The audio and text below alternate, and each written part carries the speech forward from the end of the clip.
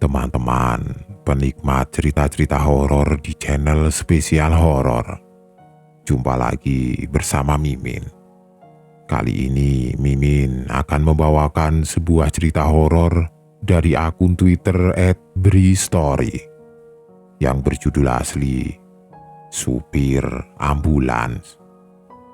Buat kalian yang senang dengan pengalaman horor supir ambulan, selamat menyimak dan semoga kalian akan tetap berani. Sekali lagi, aku melirik kaca spion. Bapak itu masih ada, duduk diam paling belakang sambil menatap keluar. Senyum terus mengembang di wajahnya yang terlihat bersih, terpancar rona bahagia. Di sebelah bapak itu, ada seorang ibu dan anak lelakinya. Si ibu terus-terusan menangis sementara anaknya terus menenangkan ibunya. Drama hidup yang sudah sering aku saksikan ini belum juga membuat jadi terbiasa melihat dan mendengar orang yang sedang dalam kesedihan karena salah satu anggota keluarga terbaring kritis. Tetap membuat hati dan perasaanku bergetar juga. Aku jadi ikut sedih, selalu begitu. Sementara Doni, perawat yang ikut dalam penjemputan, terdengar masih terus memberi perawatan kepada pasien yang tengah terbaring. Jalanan Jakarta tergolong sepi, tentu saja karena masih jam 2 pagi. Sebentar lagi sampai. Rumah sakit hanya tinggal beberapa ratus meter jaraknya. Ingin cepat-cepat sampai saja rasanya. Suara sirine terus memekak telinga, mengiringi ambulan yang sedang aku kemudikan melaju dengan kecepatan tinggi. Perempuan muda, usia 20-an tahun, parasnya cantik, rambut panjangnya tergerai sampai bahu, dia duduk di depan di sebelahku. Sejak dari rumahnya tadi, tempat aku menjemput. Dia sepertinya adalah adik dari laki-laki yang duduk di belakang. Sama seperti ibunya, air mata perempuan ini terus mengalir sepanjang perjalanan, walau sama sekali aku tidak mendengar suaranya. Akhirnya, gerbang rumah sakit sudah kelihatan, aku lalu mengurangi kecepatan. Ambulan aku bawa masuk gerbang. Ketika kami sudah benar-benar sampai gedung UGD menjadi tujuan, aku menghentikan kendaraan di depan pintu UGD. Lalu dengan sigap beberapa perawat membuka pintu belakang untuk mengeluarkan pasien. Aku terus memperhatikan semuanya. Tapi ada yang aneh. Kenapa aku tidak melihat bapak yang duduk paling belakang tadi? Bapak yang selalu memperhatikan keluar. Bapak yang ketika aku lihat selalu sedang tersenyum. Bapak itu tidak kelihatan. Kemana dia? Sama. Perempuan yang duduk di kursi depan juga tidak kelihatan lagi. Padahal aku tidak melihatnya turun kendaraan. Mungkin sudah turun, tapi aku tidak lihat. Begitu pikirku dalam hati. Ya sudah, tidak berpikir lebih jauh lagi. Setelah pasien dan keluarganya sudah turun kendaraan, ketika sudah selesai semua, aku lalu membawa mobil ambulan ini ke tempat parkirnya di sebelah UGD. Di saat-saat seperti inilah, waktunya buat aku untuk beristirahat. Setelah cukup lelah, berkendara dengan kecepatan tinggi dan tugasku sudah selesai. Hanya bisa berharap kalau pasien yang tadi aku antar bisa diselamatkan dan sembuh. Aku menunggu di satu ruangan yang biasanya dijadikan tempat untuk beristirahat pekerja rumah sakit. Entah itu perawat, dokter, atau yang lainnya. Mereka juga sama seperti aku butuh sekedar menghela nafas ketika baru saja selesai bertugas. Dan benar, sekitar 1 jam kemudian Doni masuk ke ruangan. Perawat yang menjemput pasien denganku tadi. Tidak tertolong, Mas. pasien yang tadi meninggal. Doni bilang begitu ketika baru masuk. Innalillahi, sedih aku mendengarnya. Tadi saya ngobrol sama anak laki-lakinya. Sepeninggal almarhum ayahnya sekarang hanya tinggal dia dan ibunya saja, lanjut Doni. Tinggal berdua? Kan masih ada bapak dan adiknya yang ikut kita tadi, Don, ucapku sedikit protes. Mas Santo ini bagaimana sih? Yang meninggal itu bapaknya, sedangkan adiknya sudah meninggal juga 2 tahun yang lalu. Sakit katanya. Kan tadi ada bapak-bapak di belakang bareng kamu, Don. Bareng pemuda laki-laki, ibunya, dan adik perempuannya yang duduk di depan. Mas, tadi itu saya di belakang cuma bareng anak laki-laki pasien dan ibunya saja. Tidak ada bapak-bapak. Doni mulai agak tinggi nada bicaranya. Terus, bapak yang duduk di paling belakang itu siapa? Berkumis, agak gemuk, rambut sedikit ikal. Ah, Mas Anto, halu ini. Yang digambarin itu kok mirip dengan pasien yang meninggal tadi. Beneran, Mas. Saya tadi cuma bertiga di belakang mendampingi pasien. Terus, yang duduk di depan, sebelah saya, siapa? Perempuan muda cantik? Tanyaku lagi. Sepanjang jalan tadi, tidak ada orang yang duduk di depan. Mas Santo duduk sendirian. Kami semua di belakang. Tidak ada yang duduk di depan selain Mas Santo. Begitu Doni bilang. Dan dia sama sekali tidak bercanda. Namaku Anto. Bekerja sebagai sopir ambulan di salah satu rumah sakit besar di Jakarta. Profesi ini sudah aku geluti sejak tahun 2009 lalu. Sudah cukup lama. Awalnya, ini memang bukan jadi pekerjaan yang aku inginkan dan cita-citakan. Sama seperti kebanyakan orang, aku juga ingin bekerja kantoran. Tetapi nasib menggariskan demikian. Aku harus mengabdikan hidup sebagai sopir ambulan. Rumah sakit tempatku bekerja juga bukan rumah sakit kecil, termasuk cukup besar malahan.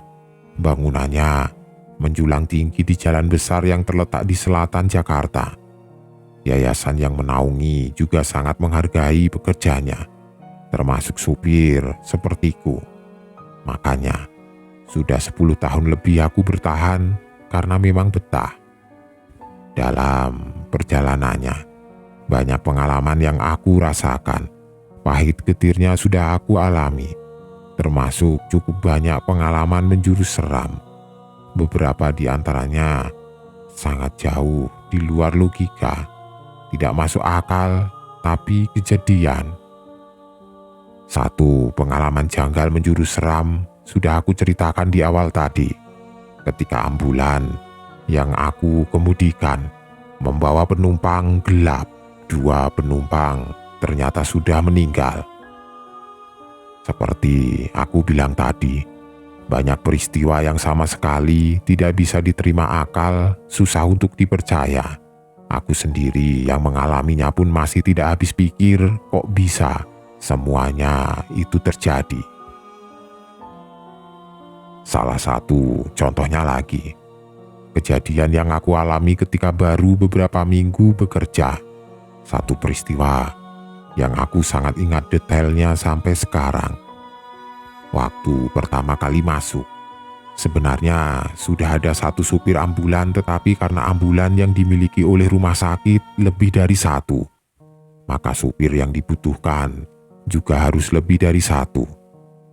Akhirnya, garis hidup menuntunku untuk masuk dan bekerja di rumah sakit ini. Ada 1 ambulan yang berbeda. Kalau ambulan lain adalah kendaraan baru dan modern, yang ini ukurannya lebih kecil dan usianya sudah cukup uzur. Bisa dibilang, merupakan ambulan tua yang sebentar lagi akan dipensiunkan, namun masih layak pakai. Bisa ditebak, akhirnya akulah yang ditugaskan untuk mengemudikan ambulan tua ini. Kisah yang akan aku ceritakan adalah kejadian seram yang aku alami ketika mengendarainya. Ambulan yang pasti sudah banyak cerita di belakangnya. saksi bisu banyak kisah sedih dan seram. Pertengahan tahun 2009, beberapa minggu aku baru mulai bekerja. Semuanya berawal ketika aku ditugaskan untuk mengantar pasien menuju rumahnya di daerah Purwakarta, Jawa Barat. Entah apa alasannya waktu itu, tidak banyak tanya. Aku langsung menjalankan tugas yang diberikan. Masih lekat dalam ingatan. Waktu itu hari Kamis. Aku harus menuju Purwakarta pada sore menjelang malam. Berbarengan dengan padat kendaraan karena jam pulang kantor. Benar saja, selepas maghrib aku terjebak dalam kemacetan jalan tol Jakarta Cikampek. Volume kendaraan sangat tinggi, tidak mampu ditembus. Walaupun terang-terangan yang aku kemudikan adalah ambulan, kami tetap saja tersendat karena kendaraan lain seperti enggan untuk memberi jalan. Untung saja pasien yang aku antar ini kondisinya tidak kritis. Jadi agak berkurang bebanku berkendara. Singkat cerita, setelah menerobos padatnya jalan Jakarta Cikampek sekitar jam 9 malam, kami sudah keluar tol dan mulai memasuki jalan biasa. Tadinya aku pikir, setelah jalan keluar tol tidak akan lama lagi akan sampai tujuan. Tapi salah. Ternyata kami masih harus menempuh sekitar 1 jam lagi perjalanan ke arah Subang. Cukup jauh. Tapi akhirnya perjalanan sampai di ujung juga. Sekitar jam setengah 11 kami sampai di rumah pasien. Aku yang ditemani oleh 1 orang perawat, Irawan, membantu pasien untuk turun dari ambulan bersama keluarganya. Lega rasanya ketika tugas sudah selesai ditunaikan. Setelah kami diajak untuk makan dan minum terlebih dahulu, jam 11 aku dan Irawan kembali pulang menuju Jakarta. Mas Santo, saya nanti turun di terminal Purwakarta ya. Sudah dekat ke Bandung. Saya besok off 2 hari. Jadinya mau mudik saja sekalian, Mas. Irawan bilang begitu ketika kami baru saja meninggalkan rumah pasien. Dia memang orang Bandung. Orang tuanya tinggal di Kota Kembang. Makanya memutuskan untuk sekalian pulang karena sudah sampai di Purwakarta yang lebih dekat ke Bandung. Oh, begitu. Ya sudah, Mas. Sekalian mudik ya. Tanggung, sudah di sini kan? Aku jawab begitu. Begitulah. Setelah Irawan turun nanti selebihnya aku akan berkendara sendirian menuju Jakarta. Benar adanya. Setelah sampai di lampu merah perempatan Purwakarta Subang Bandung, Irawan turun, kami berpamitan. Setelahnya, aku terus melaju masuk jalan tol menuju Jakarta. Jalan tol jam 12 tengah malam. Sudah sangat lengang walau masih cukup banyak kendaraan yang melintas. Ambulan aku pacu dengan kecepatan sedang, melihat situasi jalan yang tidak terlalu ramai dan tidak ada yang perlu aku kejar. Jadinya kecepatan tinggi tidak terlalu diperlukan. Ditambah sadar kalau yang aku kendarai ini adalah kendaraan yang umurnya sudah tidak muda lagi. Daripada nantinya terjadi kerusakan, lebih baik aku menjalankannya dengan kecepatan normal, aman. Benar, awalnya aman. Tapi ketika mulai memasuki sepertiga perjalanan, sesuatu mulai terjadi. Sesekali, aku merasakan kalau mobil seperti kehilangan tenaga. Pedal gas yang aku injak tidak memberikan efek untuk melaju. Tapi sebentar kemudian mesin kembali normal. Hal ini berlangsung beberapa kali dan aku jadi mulai was-was. Kenapa nih mobil? Bergumam aku sendirian. Kemudian mulai berdoa, semoga mobil dapat terus melaju sampai nanti di tujuan. Terus aku berdoa sepanjang jalan. Tapi ternyata takdir berkehendak lain. Di kilometer 40 akhirnya mesin berhenti total. Untunglah Aku masih sempat mengarahkan mobil ke bahu jalan sebelum mesin benar-benar mati. Lewat tengah malam itu, aku terjebak di tengah jalan tol dengan mobil mogok. Untungnya, aku masih termasuk orang yang mengerti tentang mesin kendaraan. Jadinya masih percaya diri untuk memeriksa kerusakan kenapa sampai mesin mati. Di pinggir jalan itu, aku mencoba mencari tahu sumber kerusakannya. Tapi aneh, entah sudah berapa kali aku memeriksa dan memperhatikan mesin mobil, tapi tidak melihat ada kerusakan. Semuanya normal. Sampai akhirnya menyerah. Di titik ini aku coba menghubungi Pak Ruslan. Beliau adalah supir seniorku. Dia juga yang sebelumnya mengendarai mobil ini. "Halo, Pak Ruslan. Maaf mengganggu, Pak. Saya mau minta tolong," aku bilang begitu ketika percakapan sudah dimulai. "Iya, ada apa toh?" Pak Ruslan menjawab di ujung telepon. Kemudian aku menceritakan semua yang sedang aku alami. Tapi di tengah percakapan, Pak Ruslan mengeluarkan pertanyaan yang menurutku agak aneh. "Tok, ini sampean lagi di mana?" tanya Pak Ruslan dengan logat Jawa kentalnya. "Saya lagi di pinggir jalan tol, Pak." "Memang kenapa?" Aku menjawab dengan pertanyaan. "Kok saya dengar ada orang yang sedang berdoa ya? Banyak orang? Atau kamu sedang dekat tempat ibadah?" "Tidak ada, Pak. Ini saya benar sedang di pinggir jalan tol. Tidak ada orang berdoa." Seperti itu percakapanku. "Oh, begitu. Maaf, saya tidak bisa bantu apa-apa. Lebih baik kamu tunggu mobil derek saja kalau memang mobil mogok total." Begitu katanya. Ada orang berdoa. Kok aneh? Tapi ya sudahlah. Aku mengabaikan omongan Pak Ruslan itu. Beliau juga tidak bisa membantu. Tidak ada jalan lain. Aku akan menghubungi nomor darurat jalan tol. Tapi sebelum menelpon, iseng aku mencoba memutar kunci mobil sekali lagi, mencoba menghidupkan mesin. Sambil berdoa, aku melakukannya.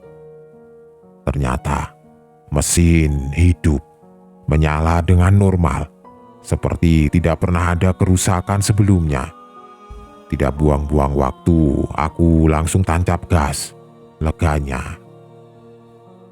Aku terus memacu mobil menuju rumah sakit. Aku pacu dengan kecepatan cukup tinggi supaya cepat sampai. Tapi ketika persis sebelum aku masuk ke tol Jor Lingkar Luar Jakarta, ponselku berdering. Ternyata istriku yang menelpon.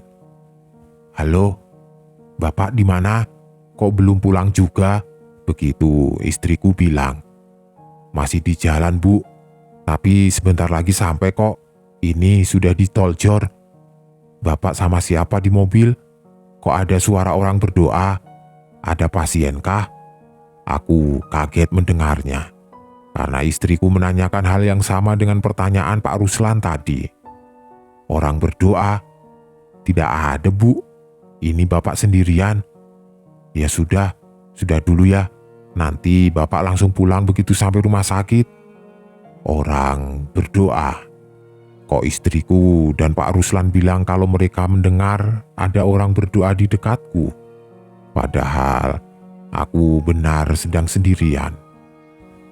Sudahlah, mungkin ada gangguan pada ponselku. Tidak berpikir macam-macam, aku terus meluncur menembus lengangnya jalan tol. Hal aneh berikutnya terjadi. Ketika aku sedang melintas di depan terminal Kampung Rambutan, kira-kira setengah jam menuju rumah sakit. Tiba-tiba, sayup aku mendengar ada orang yang sedang berdoa. Bukan satu, tapi beberapa orang. Awalnya aku pikir suaranya dari luar, tapi ternyata aku salah. Suara orang berdoa itu asalnya dari dalam kendaraan di bagian belakang mobil. Sontak bulu kuduku berdiri. Aku merinding. Suara doa itu semakin lama semakin jelas terdengar. Tadinya aku tidak berani untuk melirik kaca spion. Aku takut kalau ada pemandangan seram terlihat di belakang. Sementara itu, suara orang-orang itu semakin jelas terdengar. Entah apa yang ada di pikiranku.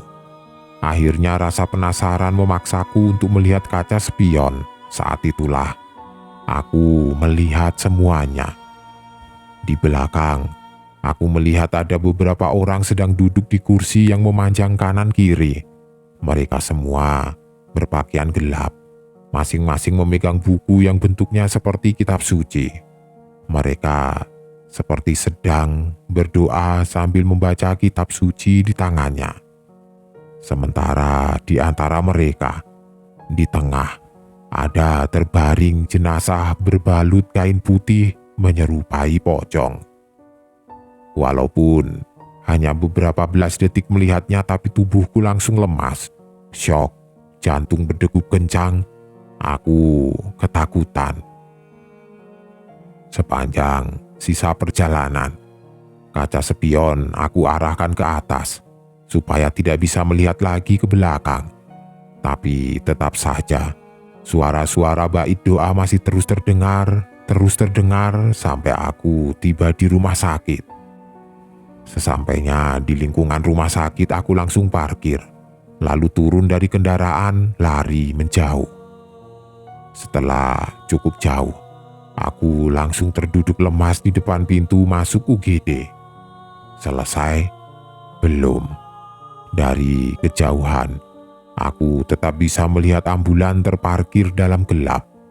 Setelah aku perhatikan benar-benar, ternyata ada pemandangan aneh.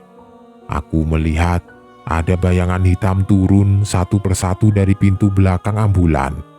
Kemudian mereka menghilang masuk ke salah satu gedung besar rumah sakit.